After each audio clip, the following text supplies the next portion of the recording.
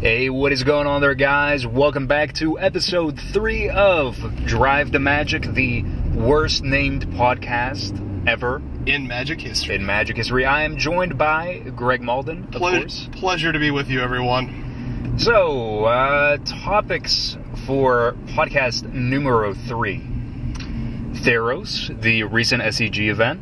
Yeah. Prices of Chandra going ridiculously high. Why? And we'll see where we go from there with our random tidbits and things that are spontaneously going to come up as we talk about random stuff. Sounds good.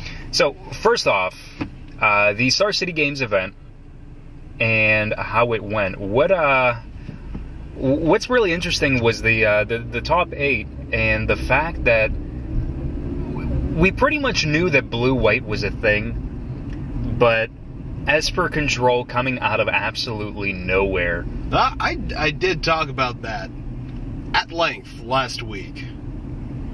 Was it on the podcast? Oh, yes. Was it? Oh, God. Why do I not remember that? It very much was. To put it simply, we were pretty dead on with our predictions. Did we mention Ashiok? I think we mentioned Ashiok. I may have. I don't remember. Somebody can vouch for that or not. Ashiok's the real deal, though. He is. He absolutely is. I mean, I think his use is limited, and that's whenever you're playing Esper Control and then you're playing against another control deck. He's very, very good in the Control Mirror matchup post-sideboard. Aside from that, we got to see him in action a lot this weekend at the Star City Open Worcester. And against the aggro and the mid-range decks, he was only okay. It seemed like he did very little. I mean, he may have exiled a Burning Tree Emissary and been able to put that, on the other person's side of the battlefield. But really, it was the Control Mirror, where it's sort of like Nephalia Drown Yard on a stick. Yeah, you don't have to keep on paying mana for it, and it's one of the fattest threats that you could have on the board turn 3 that they almost can't deal with if they're playing Scrylands, unless they're paying life to either bluff you or to, I don't know, to make it seem like they have counters open. You're really going to stick that on turn 3 and keep it there for a while. His utility in the Control Mirror is not stealing the very few creatures that your control opponent is going to have in the deck, but exiling the answers it actually has to Ashiok. There was a situation in one of the later rounds of the weekend where the turn that Ashiok dropped on the Esper player's side, one of the first 3 cards it exiled was a Detention Sphere, and it was one of the only ways that the white-blue deck could deal with Ashiok. And he got into this weird rhythm where Ashiok was like one step ahead of the other control player, exiling the answers it had for things.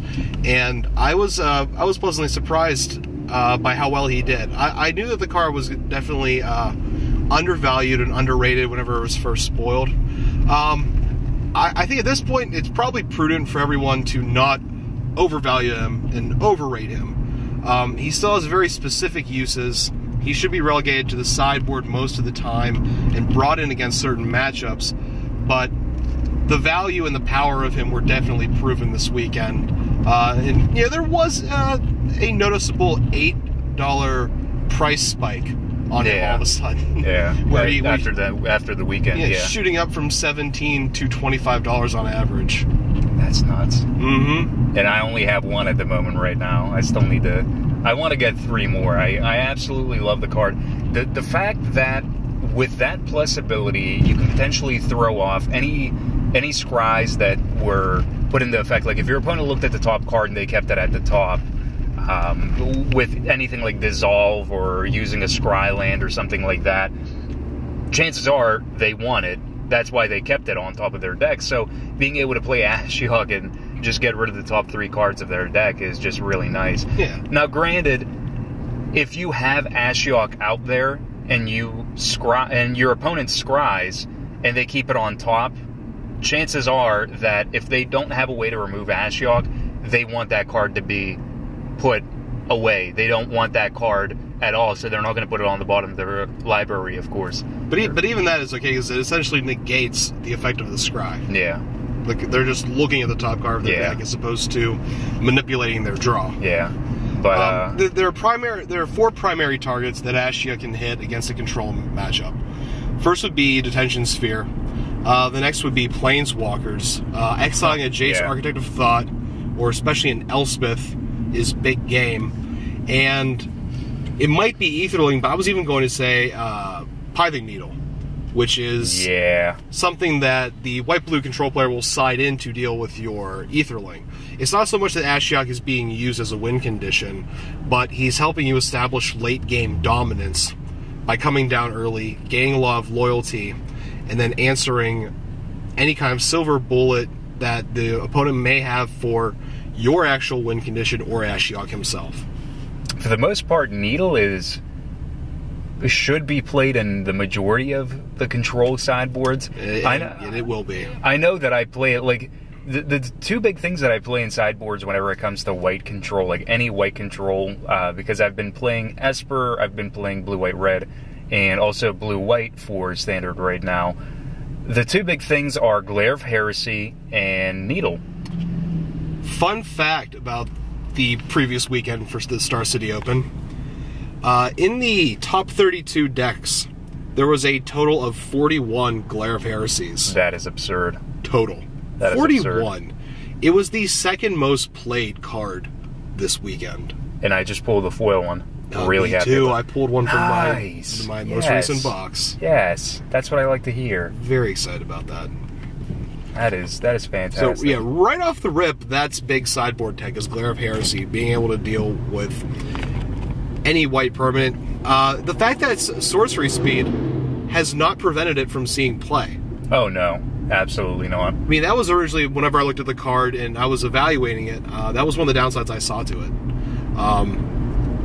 Aren't all of them sorcery speed, though? I am not sure. I have a feeling that they are.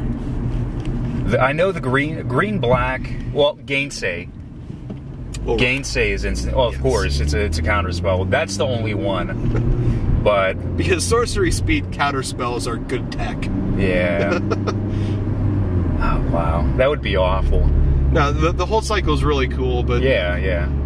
Having a way to deal with an Elspeth, a Detention Sphere, any white creatures seems just totally fine. Also, Assemble the Legion, which saw some play, not really in a massive amount, but there was the red-white mid-range, or like Big Boros, as I think that's what they called it. Big Boros that played it with Porphyros and Assemble the Legion, and then there were, I want to say, like 1 or 2 more decks that were running Assemble the Legion, but regardless, it's good against Assemble the Legion as well. Any deck that's willing to play it, like, and commit that 1 slot, like Glare of Heresy can get rid of it if it's threatening enough. If you don't counter it, that is. Alright, well, let's break down all of our predictions about the standard metagame from last week and compare it to this week post-tournament results.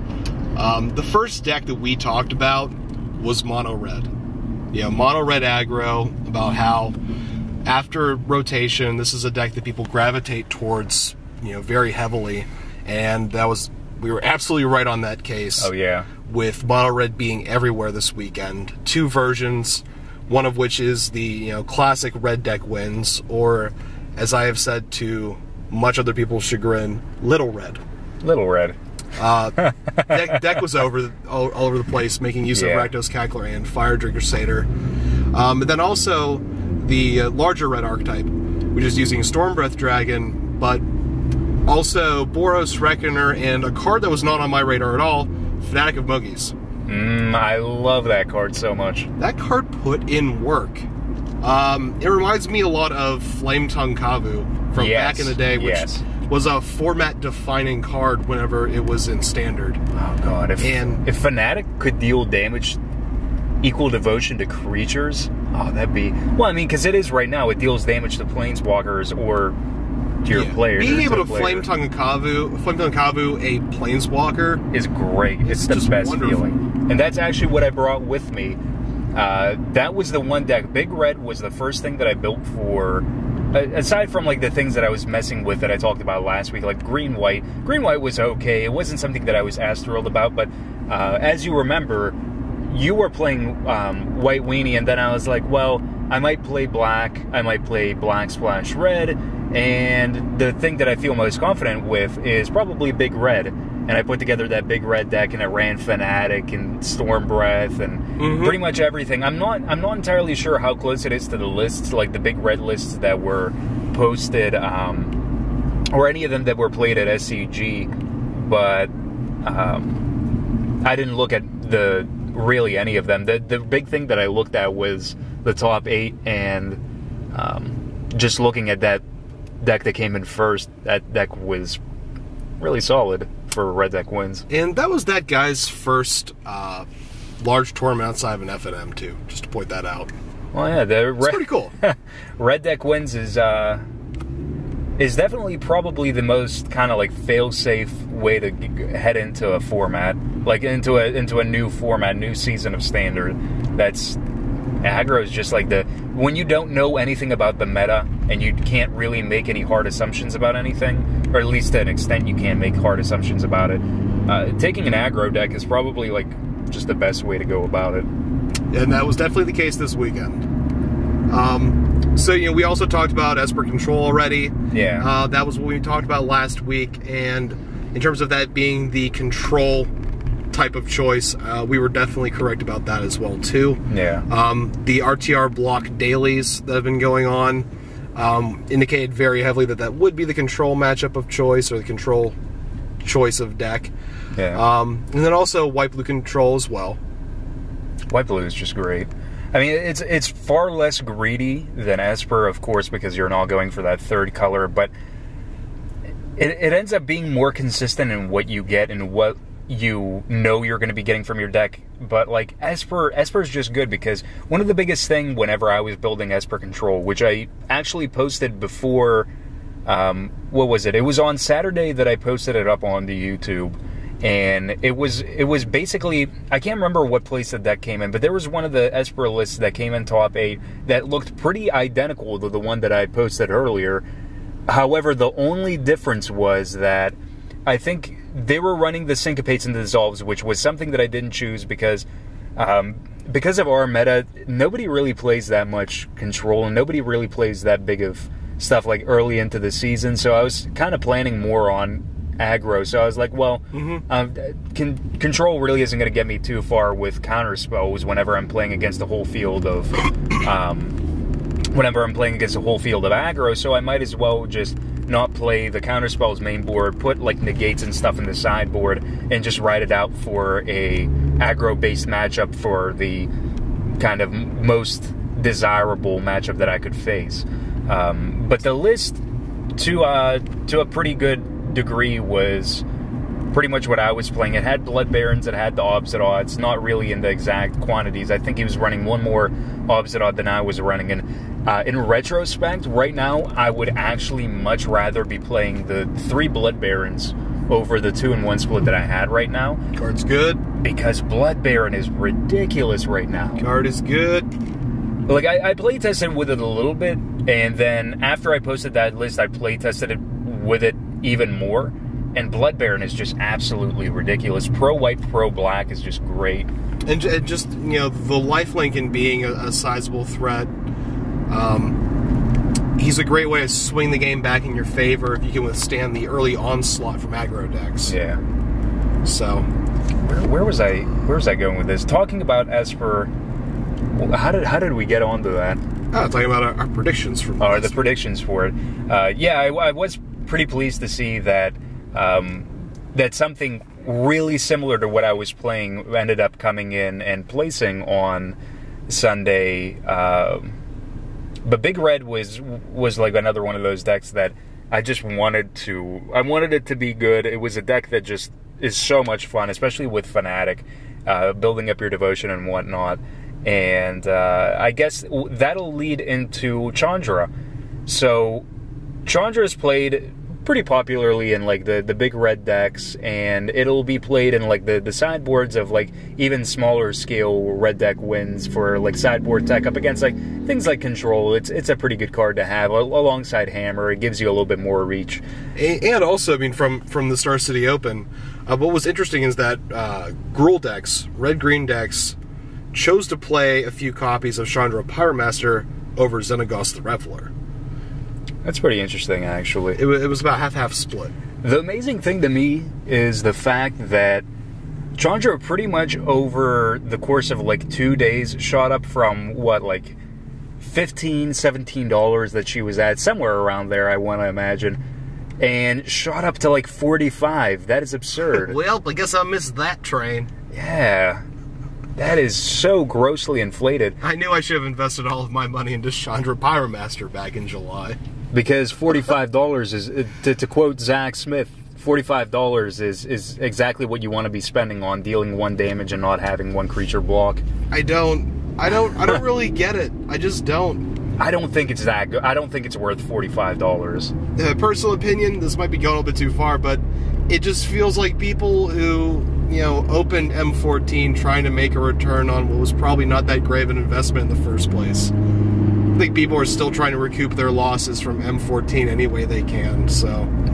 She did show up. I mean, she did show up over the weekend, and she did show up more times than Xenagos, which I think definitely we all found surprising, but... I think she's far better than Xenagos, but that's just me. Not $45. No, not 45. Maybe 25, I think, is a pretty appropriate price for her, but 45 is absolutely just ridiculous. I see her settling back down to a more reasonable range after the hype has died down. Maybe after like the next 3 weeks here. You know, great man once said, "Don't believe the hype." Yeah. Did that man go to Top Deck? No, that was Flava Flav. That's awful. But I like how you thought it was someone from Top Deck. It's usually the level of speech and comments that would be made at Top Deck. I don't know, but it's pretty nice to see the Star City, the San Diego Comic-Con version of Chandra sitting at a nice, comfortable $300 that we both own. I am fine with this. Pretty fine with it. I have no complaints. I camped the Hasbro website after the Comic-Con for 3 days, like just overnight, all night during the summer, and didn't get anywhere with it, and I just kind of gave up. And then one day I sat down, and just literally midday, it was around 3:30 p.m., I just randomly hit refresh on the page I already had open. Just one more time, like, why not? And there it was. They had put the overstock from the con onto the Hasbro webpage like they had said, and I managed to get one of mine within the 5-minute time frame that they were available for a total of $70, including shipping.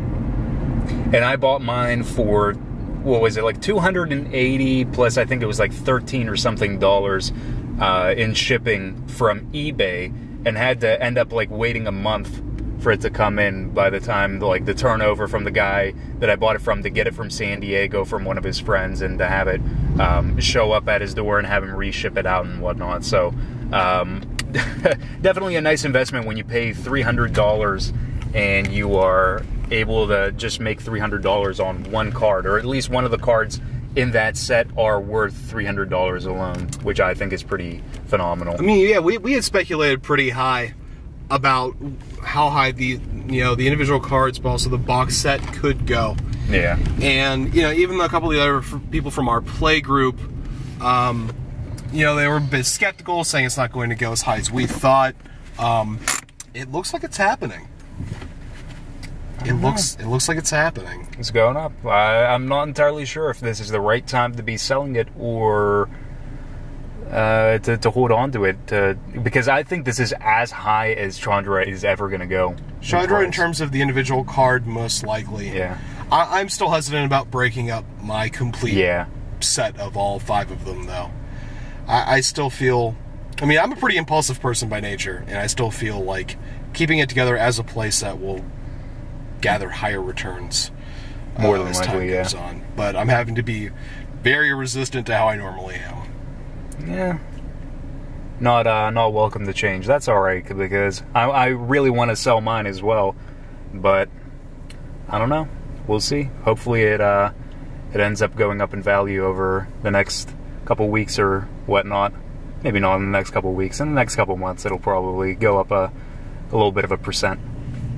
Alright, so closing thoughts. Last things that you want to say, because I know you did still want to mention white. Yeah, just to finish up about the standard predictions we had from last week. A deck that I was talking about playing, mono white, I actually really wasn't expecting to see too much of it during the Open. I didn't think this was a deck that was on too many people's radar. It was just a brew that I was looking to build for myself and mess around with.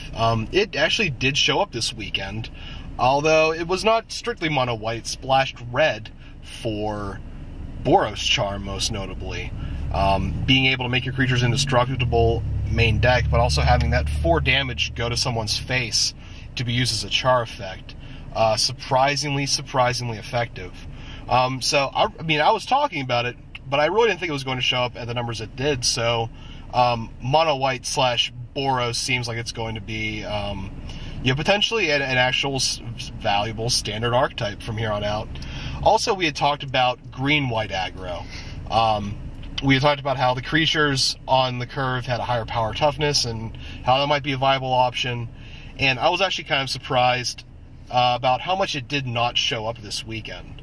I think that was probably the only prediction we had made where we were a little bit off. It was at the tournament. They even did deck tech about a green-white aggro deck like we were talking about last time. Yeah. But it didn't really place in the top 16. There were a few in the top 32, but in terms of taking it to the home stretch, the deck fell kind of short. It may be that, with the control matchups that were there, just playing a lot of dudes and not having main deck answers to things like Supreme Verdict. Or Far and Away as well. Far and Away also just blowout for ruins those decks. Lives. It ruins lives. It does. It does. I once tried to play aggro, but I got far and away. So from here on out, I think with mono red being the dominant deck this weekend, I expect to see in the next month things moving to a more controlling place where control decks and mid-range decks will reign supreme. I don't think green-white has had its proper time to shine yet, but that could definitely change in the next month. But I think from here on out, we're going to see a transition away from the extremely swift mono-red decks into more control and more mid-range archetypes. I think that I absolutely agree with everything you said. I think that in the next upcoming week/weeks, we're going to see a lot more of narrow answers and narrow cards that people are going to be playing for specific things that they fear after having seen what has been played last week. But we're going to get into some nitty-gritty stuff. Yeah. Police Crusher is going to come back to crush the Pulse. Oh, it's going to be so good. It's going to be fun. It's definitely going to be fun. It's gonna definitely have people think a little bit more cautiously about what they're going to be playing against and what they actually want to be playing in their sideboard, in their main deck, and what their best possible and worst possible matchups will be. So, we'll see. Thank you guys for joining us for another podcast. We are actually sitting out front of Top Deck Cards and Games right now, wrapping this up, waiting to head inside and play some new standard. So, and also, final thought, Theros is online. Is it? On Magic Online. When? Tonight. Tonight? Yes! Going in. I'm so excited to dive into some of that. So. That's going to be so much fun. We'll have some of that to talk Release about. Weekend? Oh, yeah. We'll have stuff to talk about by Monday or at least next Thursday and whatnot. Oh, yeah. Yeah, so thank you guys for joining us. Peace out. Take it easy, everyone.